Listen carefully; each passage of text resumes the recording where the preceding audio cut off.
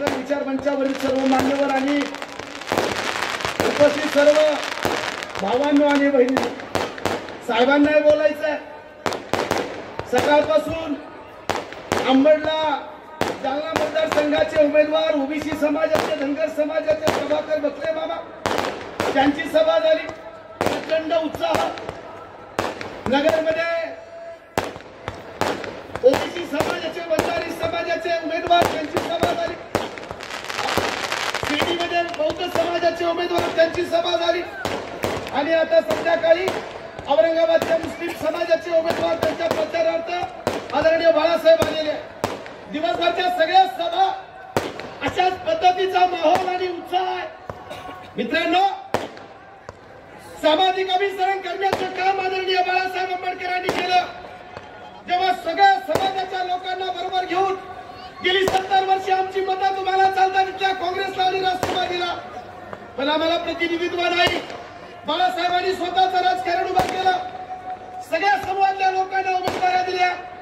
जेव्हा स्वतःच्या पायावरती उभं राहण्याचा प्रयत्न हा समूह करतो, तेव्हा इथल्या जातीवाद्यांकडनं, इथल्या मनुवाद्यांकडनं आमच्यावरती आरोप केला जातो. 2019 आरोप केला. भाजपची बी टीम आहे. प्रकाश आंबेडकर ते नांदेडचा तो अशोक चव्हाण म्हणायचा. प्रकाश आंबेडकर हे भाजपचे हस्तक आहे. हा अशोक चव्हाण आता कुठे गेलाय? अजित पवार म्हणायचाय. वंचित बहुजन आघाडी भाजपची बी टीम आहे. अजित पवार कुठे आहे? जेव्हा आम्ही सगळे वंचित बहुजन आघाडीचा, वंचित बहुजन आघाडीचा,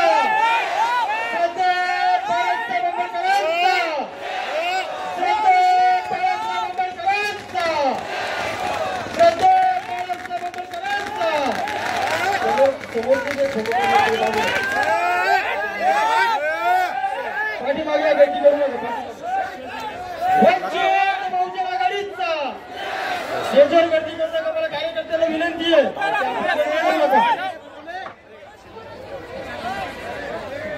वंचित बहुजन आघाडीचा, सतत बाळासाहेब आंबेडकरांचा, सतत बाळासाहेब आंबेडकरांचा. थँक्यू. यांचा या ठिकाणी प्रवेश करण्यात येत आहे.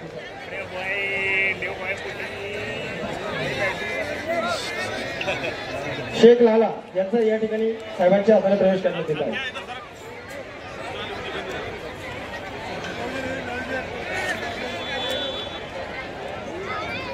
जाधव मॅडम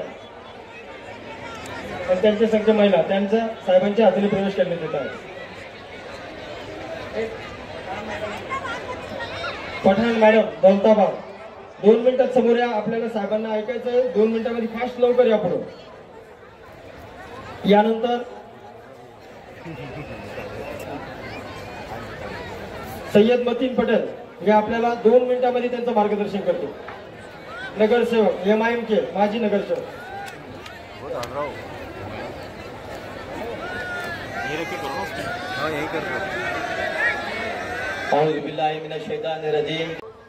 येणाऱ्या 13 तारखेला जालना आणि औरंगाबाद या ठिकाणी मतदान होणार आहे. या ठिकाणी उपस्थित असलेल्या सर्व मतदार बंधू आणि भगिनींना आमची एकच कळकळीची विनंती आहे.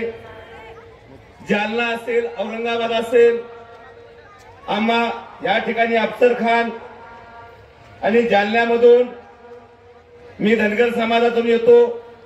ओबीसी मधून आदरणीय बाळासाहेब आंबेडकरांनी मला त्या ठिकाणी उमेदवारी दिलेली आहे. येणाऱ्या 13 तारखेला आपण सर्वांनी स्वतःचं मतदान करून घेणे, त्याचबरोबर इतरांचं 5 मतदान कसं करून घेता येईल आपण करून घेणे. मित्र हो, माझ्या धनगर समाजाची ह्या महाराष्ट्रामध्ये राजकीय दृष्ट्या खूप वाईट परिस्थिती आहे. ज्या राज्यामध्ये धनगर समाज 2.5 ते 3.25 कोटी असून या धनगर समाज याने वेळोवेळी प्रत्येक पक्षाला मतदान करून मग या ठिकाणची काँग्रेस असेल, या ठिकाणची भारतीय जनता पार्टी असेल, सत्तेत बसवण्याचं काम केलेलं आहे.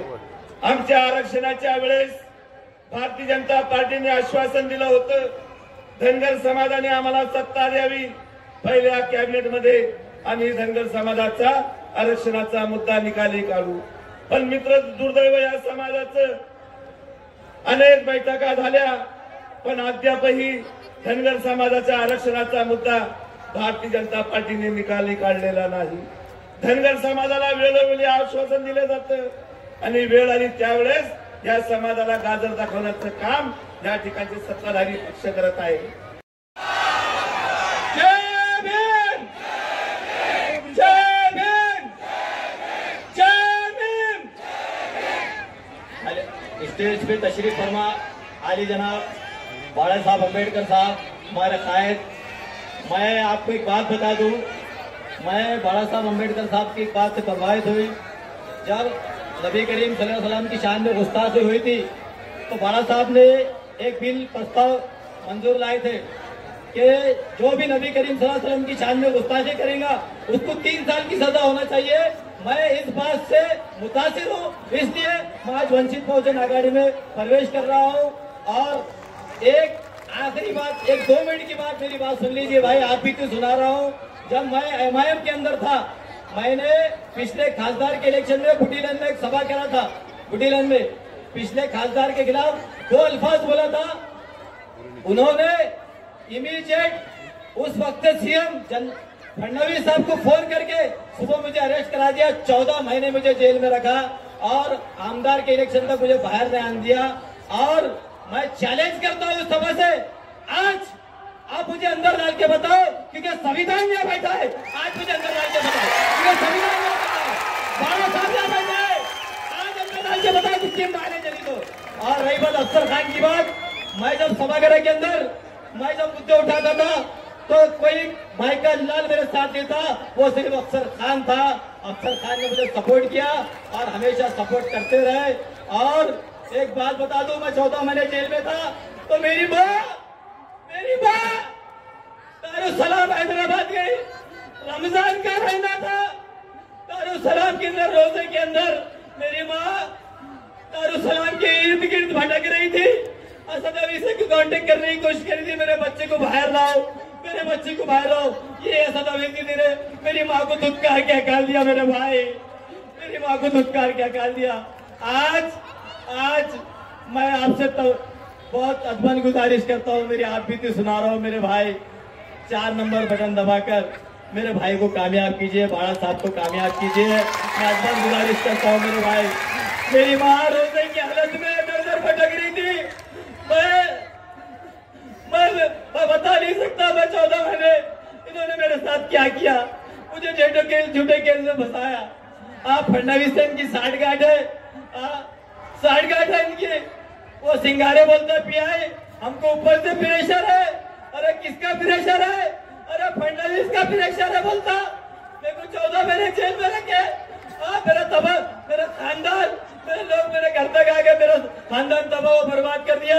अगर आज कुछ लोगों की दुआ से, तुम्हारी लोगों की दुआओं से टिका हुआ हूँ और इंशाल्लाह खबर में ठंडा होऊंगा और एमआईएम को यहाँ से जड़ से उखाड़ने का काम मजलिस वंचित आघाड़ी करेंगे, बाला साहब करेंगे.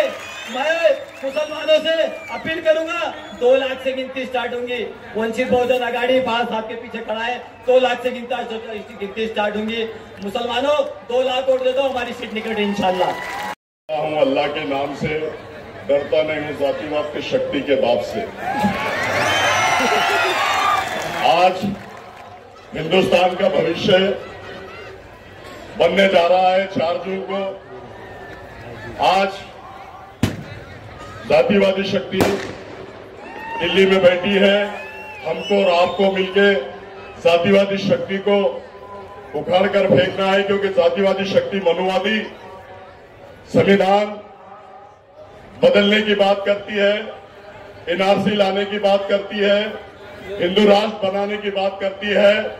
तो जब तक के ये महाराष्ट्र में हमारे नेता आदरणीय प्रकाश अंबेडकर साहब है, इस देश में है, ये जातिवाद शक्ति के बात में भी दम नहीं है कि जो संविधान को खत्म करे, एनआरसी लाए और हिंदू राष्ट्र बनाए. आज मैं आप लोगों को बताता चलूं कि आप सबको माननीय आदरणीय प्रकाश अंबेडकर साहब को सुनना है, लेकिन जो ये रूमर्स फैला रहे हैं, जो हवा फैला रहे हैं कि प्रकाश अंबेडकर साहब ने एक मुसलमान के खिलाफ मुसलमान दिया, तो मैं आप लोगों को बता दूं कि पूरी शिद्दत और पूरी ताकत के साथ प्रकाश अंबेडकर साहब का ये सिपाही आप लोगों के सामने बोलता है, पूरी ताकत के साथ बाला साहब मेरे पीछे खड़े हैं, दलित समाज मेरे पीछे खड़ा है, 2 से 2.5 लाख वोट बाला साहब के शुरू होंगे और उनको 1 से 2-2.5 लाख तक आना पड़ेगा। मैं मुस्लिम भाइयों 25 साल से आप लोगों की खिदमत कर रहा हूं, आप लोगों के साथ हूं, हर मसले मसाइल में मैं आप लोगों के साथ आता हूं। तो आप लोगों को आने वाली 4 तारीख को 13 तारीख को 4 नंबर के बटन को दबा के भारी अक्षर से, मुझे नहीं बाला साहब को आपको ताकत देना है, बाला साहब के साथ सिपाही को ताकत देना है और लोकसभा में जाकर मोदी और अमित शाह की आंखों में आंखें डालकर ये अफसर खान बात करेगा, ऐसा मैं कहता हूं। दूसरी बात मैं ये बता दूं कि बाला साहब पूरी डंके की चोट पे अफसर खान के पीछे खड़े हैं और डंके की चोट पे अफसर खान औरंगाबाद शहर से और जिले से चुन के आएंगे, डंके की चोट पे आप लोग मुझे साथ देंगे। और ये लोग बोलते हैं तो सुन लो, ये कितने लोगों को कहां गिराते हैं। अभी हैदराबाद की इलेक्शन हुई, 4 उम्मीदवार वहां मुसलमान थे, जिसमें मोहम्मद अजहरुद्दीन जो वर्ल्ड फेमस प्लेयर है उसके सामने मुस्लिम कैंडिडेट दे दिया, शब्बीर अली डिप्टी सीएम उनके खिलाफ मुस्लिम उम्मीदवार दे दिया और 2 भाइयों के खिलाफ मुस्लिम उम्मीदवार दे दिया। चारों को गिराने का काम किसने किया? इन लोग ने किया। अरे बाला साहब तो चुना कर लाने के लिए अफसर खान को दिए हैं और अल्लाह के फजलो करम से आप लोगों को सिर्फ साथ देना है और बाला साहब मेरे साथ है, दलित समाज मेरे साथ है और आप लोगों को साथ देकर मुझे चुना कर देना है। दूसरी बात मैं आपको बता दूं, बॉम्बे में आरिफ नसीम खान को 250 वोटों से गिरा दिया गया, बाबा सिद्दीकी को गिरा दिया गया, नवाब मलिक को गिरा दिया गया, फरहान आजमी को गिरा दिया गया। किसने गिराया? इन लोगों ने गिराया और ये हम इनको वोट कर देंगे, हम उनको गिराने के लिए खड़े। अरे हम तो डंके की चोट पे चुन के आने के लिए खड़े। अगर तेरे को गिराना होता तो तू 4400 वोटों से आया, 2019 में मैं खड़े रह के तेरे को गिरा देता।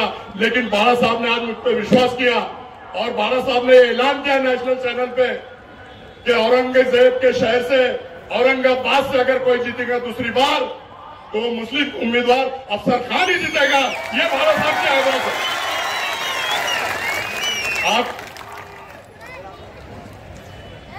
आज आप लोगों के सामने जैसे 2 बार उन लोगों ने झोली फैलाया और आप लोगों ने उनकी झोली भर दिया, तो आने वाली 13 तारीख को आप लोगों को गैस के बटन पे दबाकर इतनी जोर से बटन दबाओ कि ये बच्चा लोकसभा में जाए और जातिवादी शक्ति को उखाड़ कर फेंके, ऐसा मैं कहता हूं। और वो झोली फैलाते, मैं भी आप लोगों के सामने झोली फैला रहा हूं। अल्लाह के वास्ते, रसूल के वास्ते मेरी भी झोली भर दो।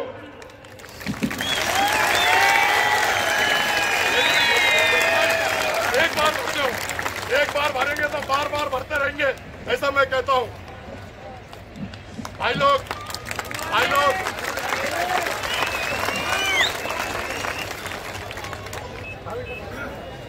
अल्लाह हाफिज, खुदा हाफिज। एक शेर के साथ अपनी जगह लेता हूं। प्रकाश अंबेडकर साहब को आपको सुनना है। हयात लेके चलो, कायनात लेके चलो, हयात लेके चलो, कायनात लेके चलो। चलो तो जय भीम मुस्लिम, पूरा महाराष्ट्र और पूरा देश प्रकाश अंबेडकर साहब को साथ लेके चलो, साथ लेके चलो, साथ लेके चलो। अल्लाह हाफिज, खुदा हाफिज, जय भीम।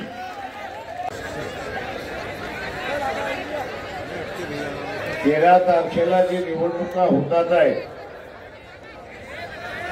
त्याच्यामध्ये मराठवाड्यातले असणारे 3 उमेदवार आहेत। औरंगाबादचे उमेदवार आहेत अफसर खान, जालना जिल्ह्याचे आहेत उमेदवार प्रभाकर बखलेजी आणि बीडचे असणारे उमेदवार आहेत अशोक हिंगे। या तिघांची ही निशाणी गॅस सिलेंडर आहे, हे आपण सगळ्यांनी लक्षात ठेवलं पाहिजे। मित्रो,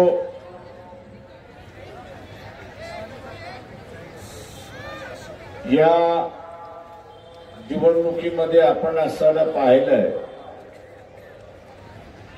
उमेदवार काँग्रेस शिवसेनेचा असेल किंवा भारतीय जनता पक्ष शरद पवार, भारतीय जनता पक्ष अजित पवार आणि एकनाथ शिंदे यांच्या उमेदवार आपण बघितले तर एकाच समाजाचा आहे.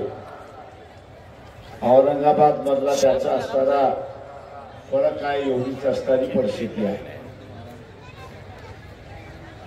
हे नुसते एका समाजाचे नाही तर हे नात्या गोत्याचे आहेत, हे आपण सरळ लक्षात घ्या. हे सगळे मराठा समाजाचे आहेत, पण तेही श्रीमंत मराठा समाजाचे. जरांगे पाटील यांनी उभा केलेला जो मराठा समाजातला वर्ग आहे त्याच्यामधला एकही उमेदवार दिलेला नाही. सत्ता ही मराठा समाजाच्या नावाने, पण प्रत्यक्षात ही असणारी सत्ता घराणेशाहीच्या हातामध्ये आहे, हे आपण लक्षात घ्या. ही घराणेशाहीच्या हातामध्ये आहे आणि म्हणून मराठवाड्याचा विकास झाला नाही आपण बोलतो. हे मराठवाड्याचा विकास झाला पाहिजे.